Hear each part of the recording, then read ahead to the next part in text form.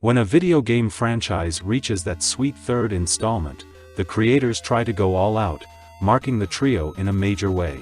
This third entry of the Double Dragon series may end up being an experience that fully realizes all of the ambitions that were dreamt of when the series was first conceived, or it may end up being such a drastic departure that it ends up alienating itself from the series.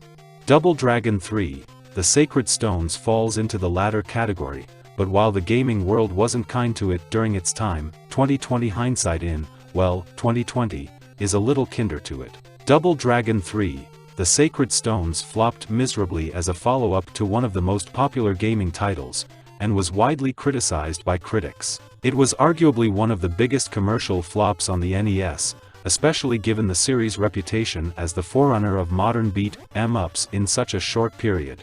What went wrong? There were numerous factors, as well as numerous causes, but the short answer is that it was not the Double Dragon experience that fans had grown to expect. In the gaming industry, a desire to innovate is something to be appreciated, even if it alienates a loud fan base. In gaming, change is a curious thing. You're either doomed if you do or damned if you don't. Double Dragon wasn't the first show that sought to evolve only to be met with a lukewarm response. On the NES, games like Castlevania and even The Legend of Zelda had experimental sequels that were often forgotten, but Double Dragon 3's experimental goals garnered probably the harshest criticism.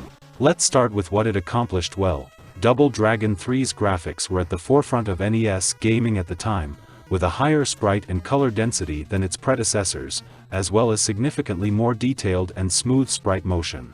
The soundtrack wasn't quite as memorable as that of Double Dragon and Double Dragon 2, but it was nonetheless enjoyable and included some great chiptune moments. The game design is a two-edged sword. On the one hand, the ideas are admirable and, in hindsight, easier to appreciate, but on the other, it's clear to see why they were so negatively accepted by the fan base. In 2020, after playing the game on Xbox One, it's safe to say that Double Dragon 3's design innovations are an acquired taste, if not a little ahead of their time.